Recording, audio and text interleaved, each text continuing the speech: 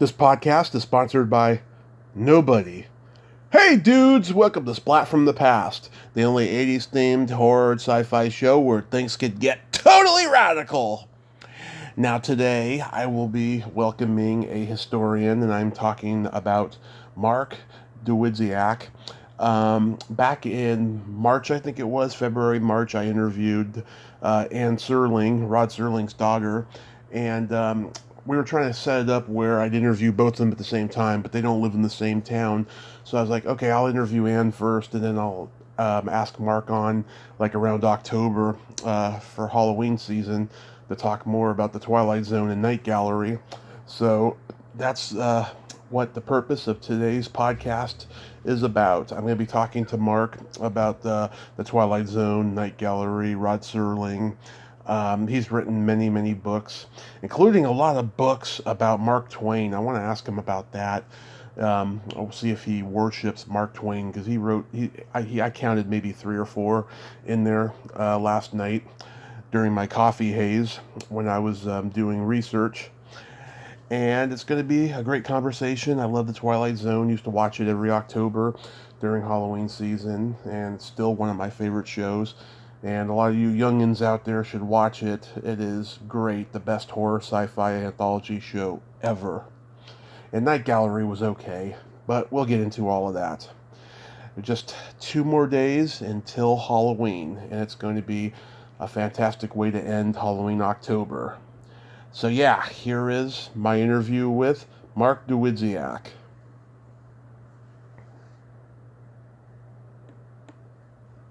Hello.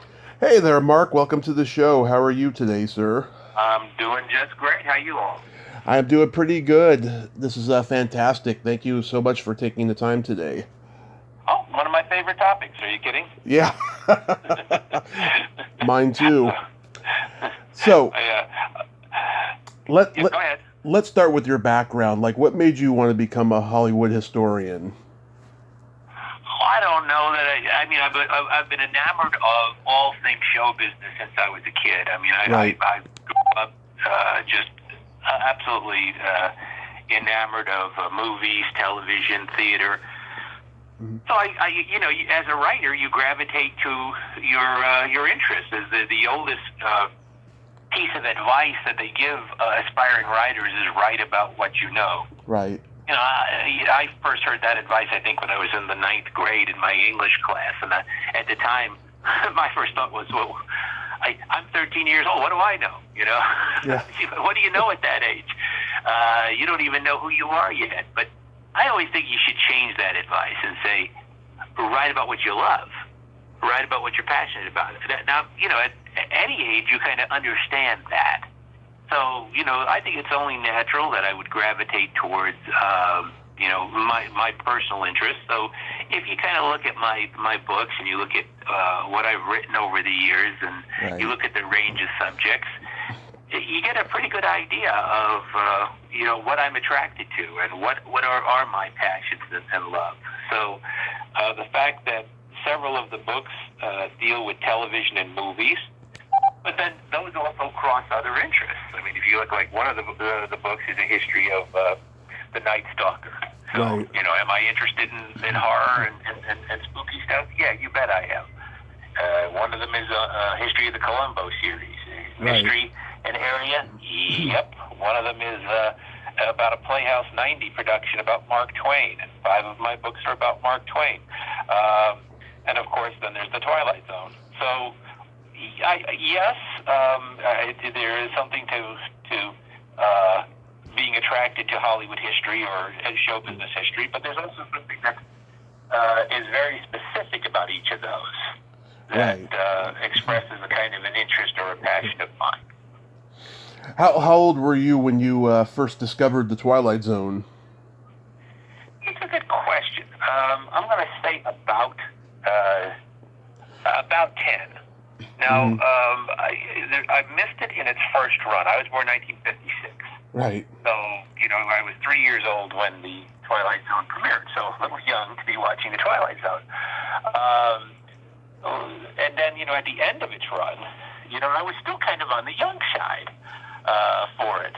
But I grew up in New York, and a station there, WPIX Channel 11, started rerunning it almost immediately, and it was on perpetual rerun right when I was 10 years old, and I kind of became a horror fan at 7, so I was looking for this kind of stuff, this kind of spooky, eerie storytelling, and the Twilight Zone was right in my wheelhouse. So I caught it kind of on the first rerun. I'm like as old as you can be and be like a second generation fan. Let's put it that way. Yeah. And so you were talking about around 1966. Yeah, I grew up in the late 80s, early 90s. I was about 5. We used to have like month-long marathons every October on our local UHF station, Coffee 20, and I've been hooked ever since. I used to just like look forward to that tradition every October during my childhood, the Twilight Zone marathon. Well, I not only was hooked at the age of 10, I have remained hooked ever since, because the Twilight Zone has remained my favorite television show of all time. And it's not like there isn't a lack of competition. Yeah. I've written books about 2 other series. I've written the definitive histories of Columbo and the Night Stalker. So to say that the Twilight Zone is my favorite series of all time, and it is, that's really saying something. Because, right there's 2 strong contenders for other favorite series. Right. When I talked to Anne earlier this year, she told me, it was never her father's intention to be a sci-fi writer. He just loved to write and put forth his point of view on the world, i.e. Racism, that's how politics. Twilight Zone came about. Was that, Rod was almost, as a writer, he almost fit the 19th century American model more than the 20th century. I mean, he's a very modern writer. He was very much addressing 20th century themes. Right. But he came of age at a point where, writers were starting to be, in America, were being forced to specialize, to be specialists, to be branded in a way. Well, what kind of writer are you? Yeah. That's a very 20th century American question. In the 19th century, you could be, Edgar Allan Poe or Bram Stoker, Mary Shelley, or Robert Louis Stevenson, and you could write all of this landmark fantasy, horror, science fiction stuff, and not be considered, well, you're a horror writer. They wouldn't have even known what the term meant if you had said it to them. Right. But Robert Louis Stevenson would have said, well, this week I'm writing Dr. Jekyll and Mr. Hyde, but next week I'm going to write A Child's Garden of Verses, and the next week I'm going to write Treasure Island. Whatever is the best way to tell the story, that's how I'm going to tell it. And I think as Anne probably discussed with you, Rod went into the Twilight Zone as a matter of practicality. I mean, he did like fantasy and horror and science fiction stuff. Yeah. He was drawn to it, and he did understand it, and he did. But he went there as a matter of course, because by the end of the 1950s, it was getting progressively tougher to get the message across as a writer in television, and he needed to find a way to stay relevant and to get the message across. And his answer was to escape into the Twilight Zone. And it was a gamble. He took a gamble, and it was a very calculated gamble. And the gamble was that if he couched the message in fantasy, if he surrounded it with spaceships and aliens and such things, and gremlins on the wing, the same people who objected to the same messages in straight drama would not even lift an eyebrow. And the gamble paid off exactly the way he thought it was. He was exactly right. Nobody cared, and he was getting the message across. I do a talk about the personal and professional parallels between Mark Twain and Rod Serling. Mm-hmm. And I call it moralists in disguise. And the reason I call it that is that's a phrase that actually comes from Mark Twain. He once referred to himself as a moralist in disguise. What he meant was that he was using humor to get serious messages across, that humor is a great way to get people to think about themselves and to think about the culture and society. And the same way that he was a moralist in disguise, Rod was a moralist in disguise. Rod was using fantasy the same way that Twain had used humor to get the message across. So it's a very American tradition. It's a very Mark Twain tradition. And that's a way that they were both very, very similar. There were a lot of other similarities, not the least of which was that in their lifetimes, Mark Twain and Rod Serling were the most conspicuous, recognized, well-known writers on the planet, on the entire planet, and there wasn't even a second choice. I mean, you can't even go to a second choice. Mark Twain was called the most conspicuous man on the planet. He could go anywhere, and people knew who he was. And this was before an internet, before television.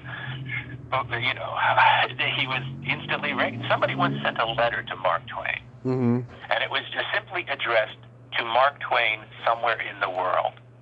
It was delivered to him. He got it. And that's how well known he was. And Rod Serling was because of television, because of his being the face of the Twilight Zone. He had a recognition that no other writer had. I mean, this was a time when, you know, a lot of Americans couldn't have picked Norman Mailer out of a police lineup, but they knew who Rod Serling was. And they not only knew who Rod Serling was, they could imitate him. They could impersonate him. Now, what writer can you impersonate Nathaniel Hawthorne? No. You know, or Saul Bellow, or, you know, that's the kind of recognition that few writers attain. And, you know, so Rod was a 14-carat celebrity on top of being a great writer. And that's a tough thing to pull off. It was. And so, you know, he used the horror sci-fi metaphors for what he was trying to, you know, communicate in his writings, whether it's war, politics, you know, anything, you know. That's right. Rod's themes don't change. The interesting thing about Rod's writing is if you examine Rod's writing from the moment he starts writing at Antioch College in the 1940s, and you go forward into his later post-Twilight Zone career, you would just see that Rod's themes are the same. You know, how do we treat old people? How do we treat people on the downside of their career? How do we treat children? War, ignorance, prejudice, bigotry, all of these themes are Rod's themes, and they don't change. You know, just because they happen to be in the Twilight Zone. You know, the Twilight Zone gave him like the perfect expression for those themes, and he found the perfect way to, you know, it's like people will say, there's an old expression that comes from I may get this wrong, but I think it's F. Scott Fitzgerald, that there are no second acts in American lives. And it's nonsense. We have second acts all the time. We love second acts. We're a nation of second. We love giving people another chance. We love people who, you know, destroy themselves and come back and reinvent themselves, and we cheer it on, and we love second. I mean, I've never understood that quote, because there's no truth to it all. But Rod Serling, who only lived to be 50 years old, and he's like, well, there are no second acts in American lives. The Twilight Zone, which is the thing he is best known for, was the second act. It was, you know, the first act was that amazing run of live television dramas that he did in the 1950s, like Patterns and Requiem for a Heavyweight. Right. You know, if there had been no Twilight Zone, Rod Serling would still be a distinguished American writer, and he would be known sort of on the level of Reginald Rose or Patty Chayefsky are known today. Truman Capote. Rod took it to the next level with the Twilight Zone, and then he manages a third act, because there's the 15 years or so which follow the Twilight Zone, or about the 10 years that follow the Twilight Zone. And he does some pretty underrated work in those 10 years. So there was actually 3 acts, and which is really remarkable when you consider that he only lived to be 50 years old. It is. What was the first episode you remember seeing? You know, the first episode that I saw, and again, I'm not absolutely positive that it was, but it was late in the run. I felt that this is how good the spell of the Twilight Zone was for me. when I started watching episodes of The Twilight Zone, the station that I was watching them on was in the late 5th season. Mm-hmm. So it was an episode like From Agnes with Love or one of those. It was in that stretch. The Ring-a-Ding Girl. Those were among the first I saw because they were late in the 5th season. And even at that age, I was so this was the stretch of The Twilight Zone when they were clearly running out of gas. Right. And running out of ideas. They were in fact repeating ideas. They're starting to become the outer limits. And then when it sort of flipped over and you started to get the first season episode, it was like, oh my goodness. So, let me stress something here, which is, I was 10 years old, so I fell under the spell of The Twilight Zone the way most people first fall under the spell of The Twilight Zone, and that was because of the creep-out factor. I loved, at 10 years old, watching these half-hour short stories, and they would always end with the hairs in the back of your neck going up and that wonderful sort of spooky feeling you get when you hit the snapper at the end of the episode. Yeah. That's how I fell in love with The Twilight Zone, and it makes sense that I would. First off, I was 10. Secondly, I was already a horror fan. I did 7 years old. I saw Abbott and Costello and Frankenstein, and fell good and hard under the spell of Lugosi's Dracula. In that, and then I had to see everything that was, anything and everything that came along that was that was on the spooky side of the street. So, it wasn't until, I saw them again and again as a teenager that I started to sense, now wait a minute here, there's something more going on here than just a good scare. Right. And then, you sort of, the older you get, the more you kind of realize these are parables.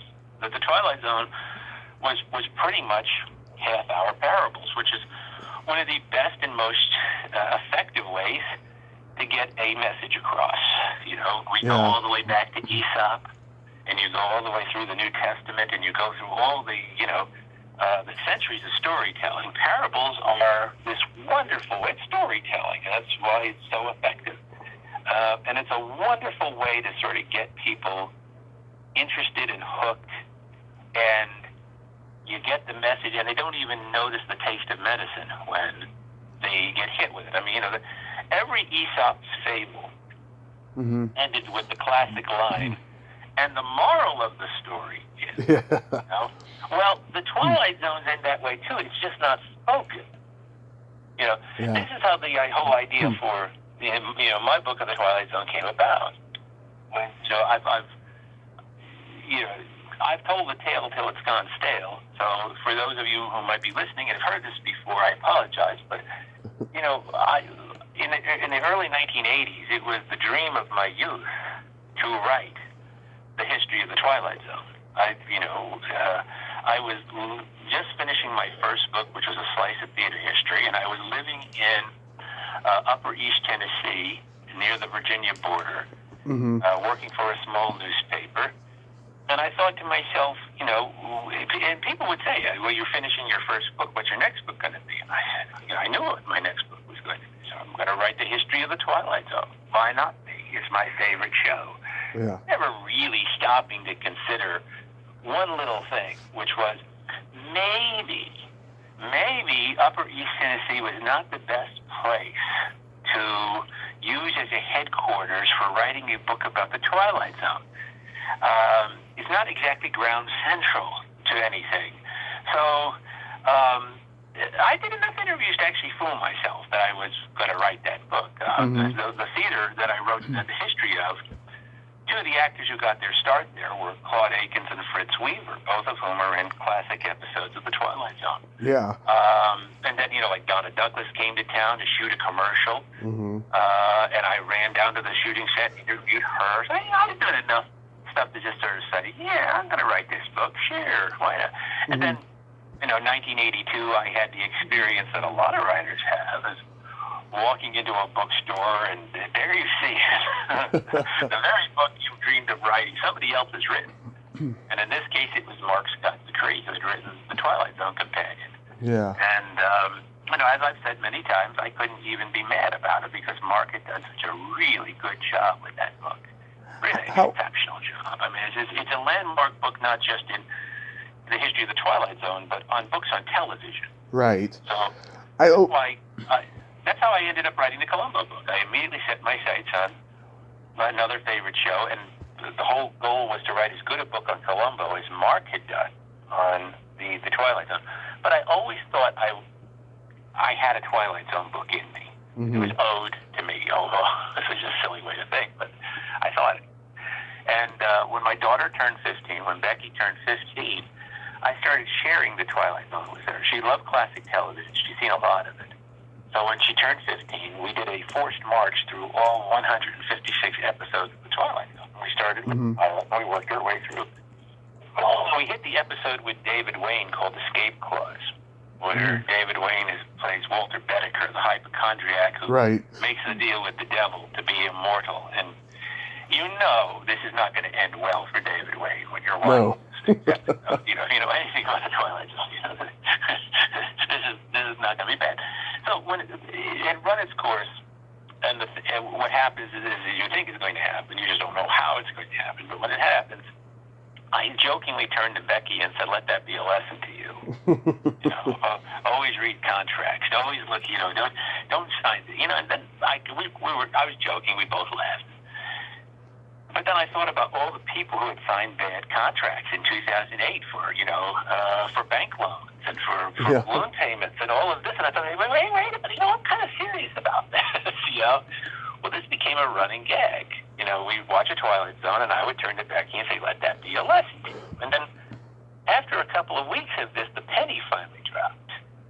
And I went, "This is your Twilight Zone book, stupid. This is the book the lessons, that's it, So I extracted 50 life lessons based on episodes of the Twilight Zone and, put them together in little conversational essays with a lot of background on the show and a lot of tribute to Rod and what he had done. Right. And that's how everything I need to know I learned in the Twilight Zone came about. It all came about because of these lessons, these morals, and these parables. It's one of the most effective ways of storytelling. Go ahead, I'm sorry. Oh, okay. What are your favorite episodes?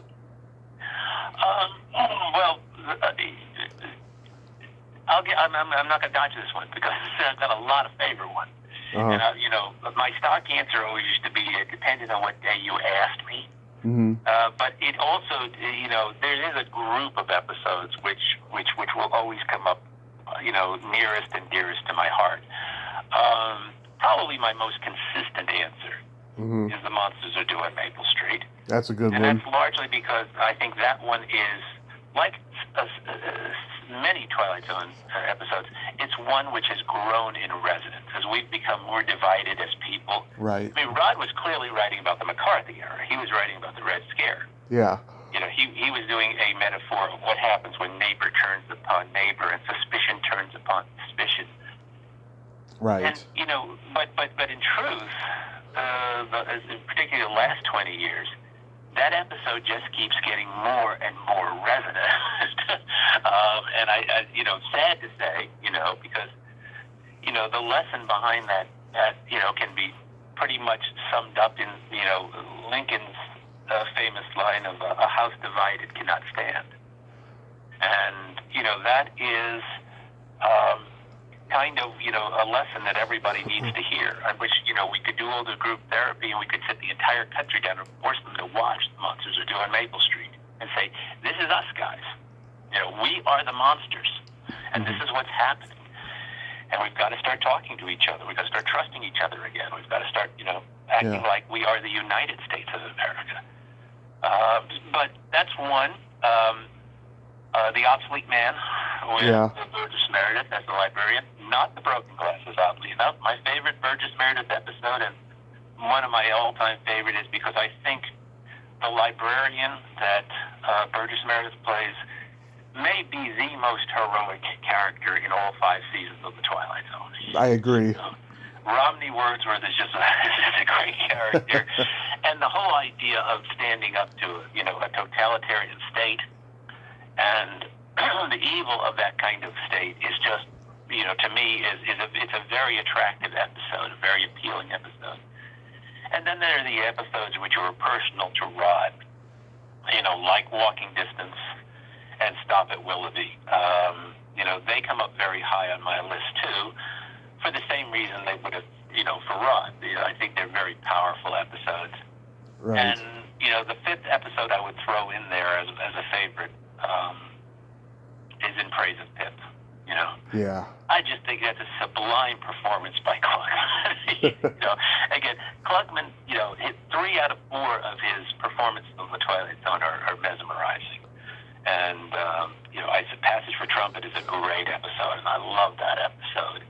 And I love his work with Jonathan Winters in Game of Pool. But In Praise of Pip is just another level of work. And so, that would probably, that would do. But if we were going to extend that discussion to, other favorite episodes, there'd be Nightmare at 20,000 Feet.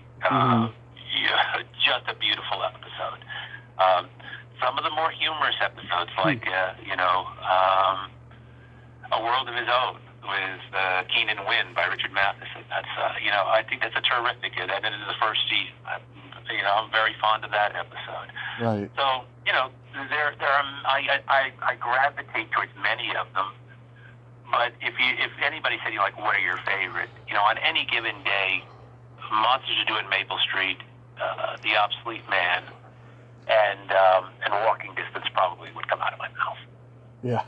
My favorites are like Talking Tina, because she set the stage for Chucky, in the future. Living Doll, sure. Right. Burgess Meredith is the devil. Those eyebrows are so creepy in that episode.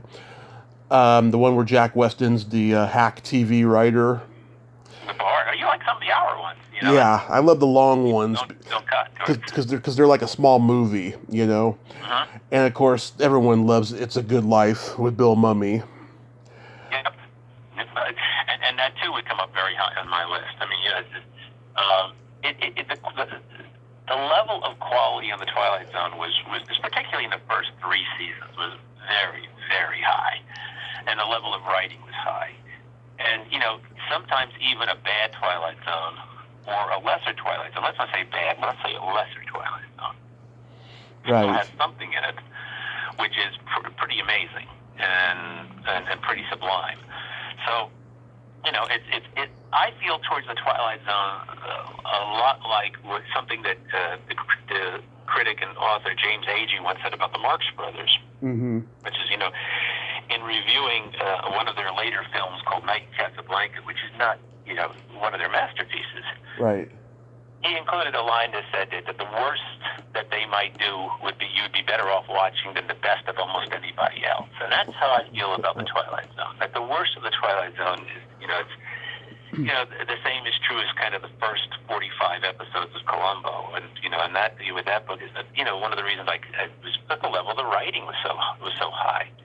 And a bad episode of Columbo in those first 45, it's jarring, when you hit a sort of an episode that didn't hit because the quality was so high. And I think that's true with the Twilight Zone, too. When you hit an idea that seems repetitive or something like that, it's almost like, wait a minute, this is Twilight Zone. They're better than that. So, Rod famously said that he thought that their batting average was basically about, a 300. That he thought a third of the episodes were superior, a third were mediocre, and a third were poor. And I think he's wrong. I think his math is off. I might make it closer to 50% of the episodes were superior. A quarter of them were mediocre, and then a quarter of them were, a little bit substandard. I think that's probably closer to the truth. Right. And, as much as I love 20,000 at A Terror at 20,000 Feet with Shatner, I love the John Lithgow version in the 80s a little bit better. It's amazing that you have 2 versions that are that good. Yeah. It really is amazing because Miller George Miller came up with, it's clearly the best episode in the movie. It's Right. really the shining moment of that movie. But they came up with a way to tell the story and an interpretation of the lead character, which is different. It doesn't remind you of what Shatner was doing in the first one. It's filmed differently. It is the whole feel of it is different. It's everything in the same story. It's the elements of the story are exactly the same, and yet the interpretation is so different. So even though you're watching the same story, it's a real fresh coat of paint on that Matheson story. Right. So I mean, and that's hard to do, especially when you've got something as beloved as the original episode. And of course, it all leads to that wonderful moment on Third Rock from the Sun, Yeah. where William Shatner shows up as the big giant head, and Lithgow greets him at the airport and says, how'd your flight go? And he said, well, it was fine, except, I thought I saw something out on the wing. And Lithgow says, the same thing happened to me. Yeah. And it's such a great in-joke because you have to know what their shared history is, that they both did this, and it's a great moment, It is. But they both share this Matheson story. I remember that, yeah. So when I was growing up, my dad told me about Night Gallery because I saw a parody of it on the Simpsons Halloween special, but it wasn't until the internet came and I saw it on YouTube. How would you say that Night Gallery is different from the Twilight Zone? Well, for one thing, Night Gallery was, It's in color. The Twilight Zone. The Twilight Zone is difficult to define. There are some people who have actually said it was a science fiction series. They're like, no, The Outer Limits was a science fiction series. The Outer Limits was clearly science fiction. And then people have said it was a horror series. No, Thriller was the horror series of Boris Karloff. Yeah. That was the horror series. So what was the Twilight Zone? Well, it was kind of fantasy. It was kind of horror. It was kind of science fiction. It was kind of all of the above and none of the above. It was pretty much just imaginative storytelling. And some weeks it certainly qualified as science fiction, and some weeks it certainly qualified as horror. But the best definition for the Twilight Zone is exactly what Rod said. He said it was as vast as space and as timeless as infinity. That's as good a definition as, it embraces it all, and it did, and it does. So Night Gallery comes along, and Night Gallery sort of limits the universe immediately because it's sort of targeted. It does more what Thriller did. It's much more closely allied to Thriller than it is to the Twilight Zone because the thought was we're going to be doing horror. This is a horror series, and the problem with this is well documented. The great historians on Night Gallery are Jim Benson and Scott Skelton, and both good friends.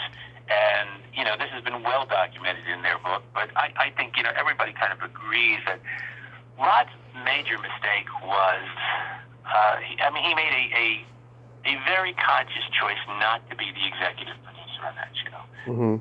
Basically because he had nearly killed himself on the Twilight Zone by being the lead writer. He wrote an astonishing number of the original Twilight Zone episodes. The executive producer, the showrunner, the narrator, the host. He was the face of the Twilight Zone. He was killing himself. He was just absolutely, living the Twilight Zone for that time, and he didn't want to repeat that gauntlet. So when he did Night Gallery, he basically said, I'll do it, and I'll be your on-air host, and I'll be your lead writer, but I don't want to be the executive producer, so Universal assigned Jack Laird to be the executive producer. And Rod always thought that, well, of course, they'll listen to me. Of course, my name's on the show, and given my track record, they'll take my suggestion, and they will do. And sometimes they did, and sometimes they didn't. Sometimes Rod said, sometimes they patted him on the head in a patronizing sort of way, and told him to go away.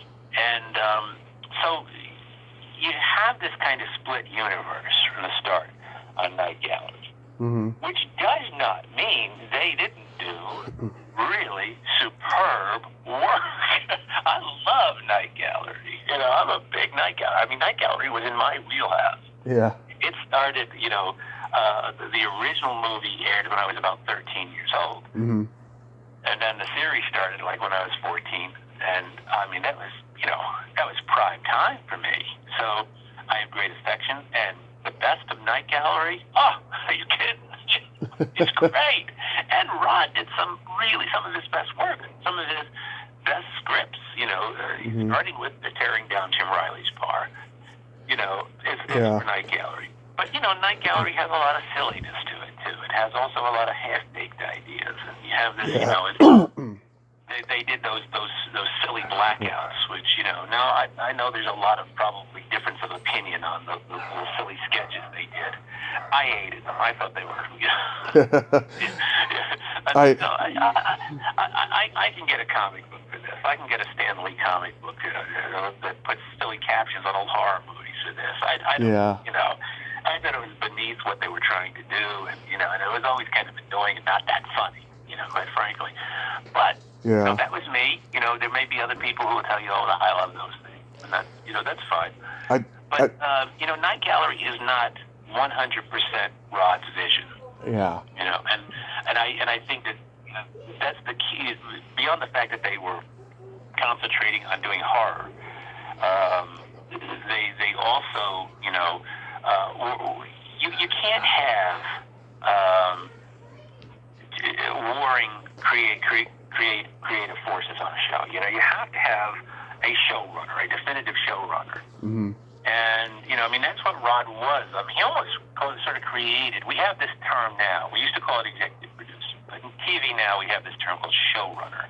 Right. And basically it's become into vogue because if you look at the credits for a show, there's like 25 producers on the show. Mm-hmm. It's hard to figure out who's in charge here. It's like there's like 5 executive producers, In the old days, you may have one credit that said producer, or you might have had one executive producer. So it was very clear who was running the show. Right. Now it isn't. So now we call, now we have this term forget all the producer titles. For crying out loud, everybody, even though the janitor's got a producer title at this point, let's forget all that. Who's actually running the show? So, and we call that person the showrunner. And so that's the person who's in charge of the writer's room, in charge of the budget, in charge of budget meetings, in charge of everything. They are the the general, in charge of the forces and how those forces are going to be deployed. And Rod was that on the Twilight Zone. He was not that on Night Gallery. And there all the problems started. Because he's the creator. He created the movie, which became the series. Yeah, I talked to an actress named Shannon Farnan. She was in The Eyes. She played a nurse. She said that Spielberg, at 23 years old, acted like he had been doing it 40 years. He was just well beyond his years. So that's kind of how he got the job, by acting, because it's the same story that as a teenager, he would sneak onto the Universal set. Right. And he would walk past the guard as if he was working there. He found an empty office. He set himself. He just showed up every day. I love that story. I think it's a great story. He's a director, but he actually gets his start by acting, and he starts by acting the role of a director. Yeah, a lot of those. He's not yet a director. I think that's wonderful.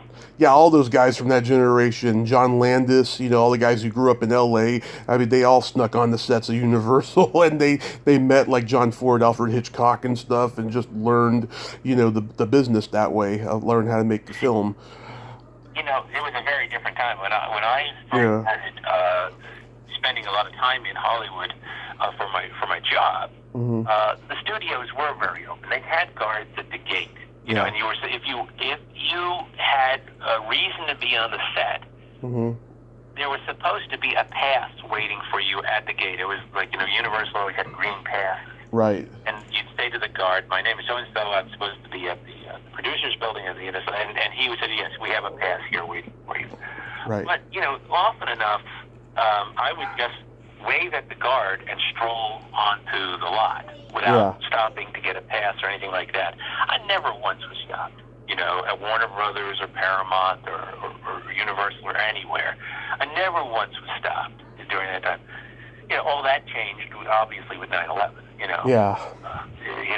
The world changed, but Hollywood changed at that point, and now it's like going through 5 levels of security to get up to a lot now. So even into the 1980s and 90s, that was true. You could stroll on the homeless any lot. Because they just felt like, well, if you have business, if you're wearing a jacket, right, you're going past the guard and you're waving, you have, he's not going to stop you because you might be somebody important.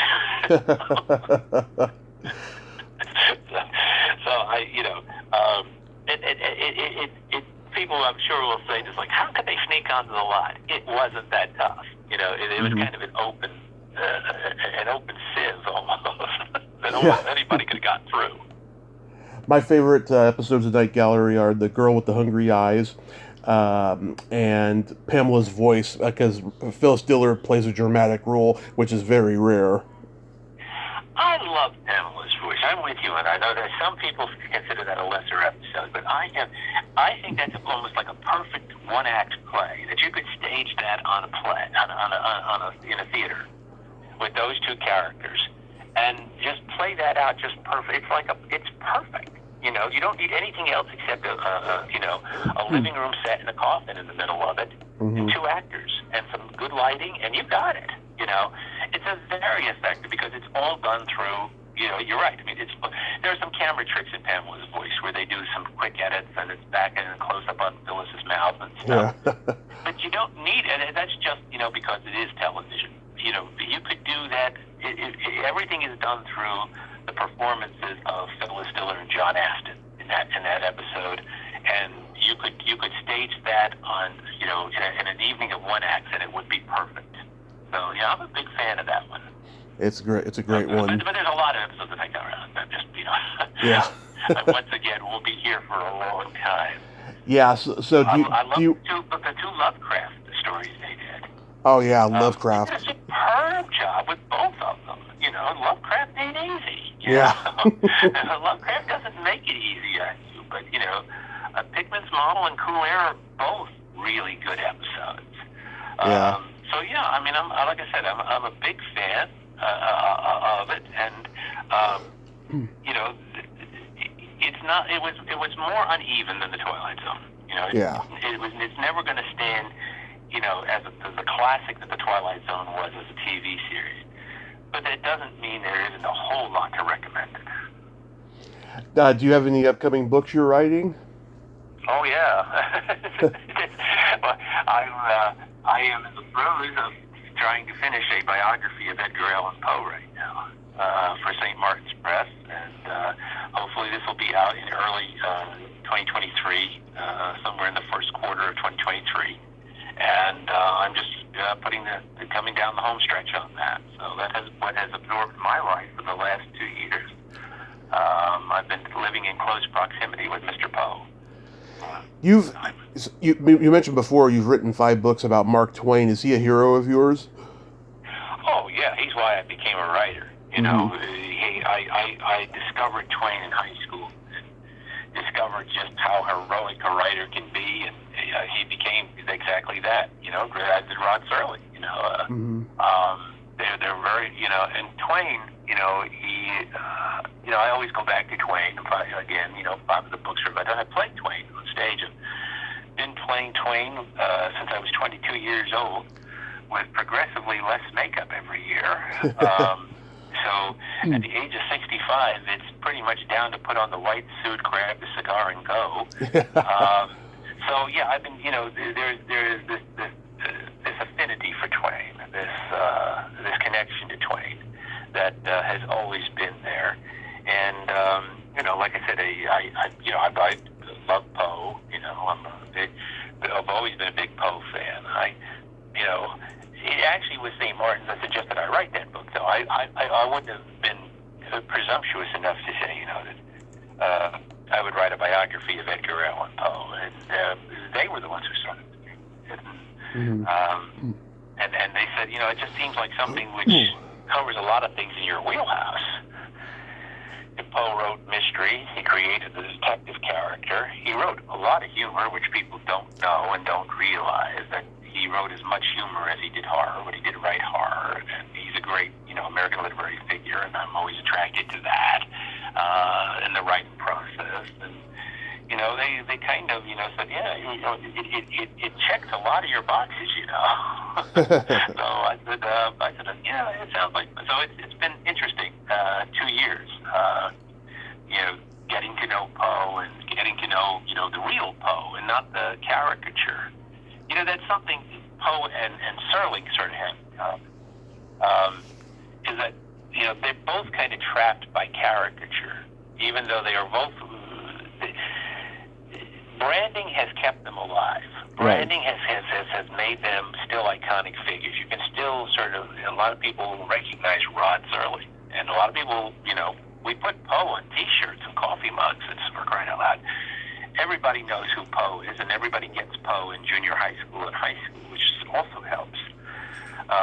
It also helps that he's fun reading for that age. If you first, you probably first read Edgar Allan Poe when you were in junior high school, and you probably were given stories like The Telltale Heart, and so here's a guy who's walling people up and putting them in torture chambers and ripping their hearts out. You're 12, 13 years old. It's like, this is great. Are you kidding? This is reading, Yeah. It's better than Silas Marner, So Poe is just this wonderful, he's this wonderful, almost missionary for reading because, he gets people really going on this stuff. And it's just a great age to have your imagination fired up, to be exposed to Poe. So yeah. Poe is just this guy, but we've reduced Poe to sort of the caricature, the spooky guy in the attic with the raven perched on his shoulder and the black cat at his hand and madly spinning out his tails with wide eyes. And Poe was nothing like that. He was a professional writer. He was a very careful writer. He constantly revised his stories. He was perhaps America's first professional writer in the sense that he tried to completely make his living through literary efforts, working for magazines and writing poetry and stories. And so there are many, many misconceptions about Poe. There's a lot of mythology that has built him. He's become somewhat trapped by the caricature of him, and he was nothing like that. Mm-hmm. People are always surprised to find out that he was athletic. He was. As a youth, he had on a challenge had swum like 6 miles in the James River outside Richmond against the current. And it was like this amazing. He became like a local legend for this. For doing this. It's like, well, this is not how we think of Poe. We think of him as the sickly, pale guy who, possibly a drug addict, possibly, he was none of those things. Somebody once said to me, well, all I know about Edgar Allan Poe is that he died drunk in the gutter. And I said, you do realize that no part of that statement is true? Yeah. There's nothing that you just said is true. Yeah. He did not die in the gutter. He was not found in the gutter. He was not, but Poe also, there's a lot of mystery about his life, and that's one of the appealing things, not the least of which was how he did die. What was the cause of his death, which, has been being endlessly debated since the day he did shuffle off this mortal coil. So anyway, that is the next book. Thank you for asking. Well, I hope it turns out great for you, Mark, and I thank you so much for coming on today. Oh, my pleasure. Are you kidding? All of these are great topics, and they're all, as I say, if you notice, if as schizophrenic as my resume is, and I'll cop to it. It's versatile. Pretty darn, I think one of the recurring themes in what I write is, is writing, is about, is that I am attracted to, the writing process and understanding the writing process. Mm-hmm. So, there's Mark Twain, Rod Serling, Edgar Allan Poe. I mean, one of the things that all of this has in common is, this sort of attraction to the writer.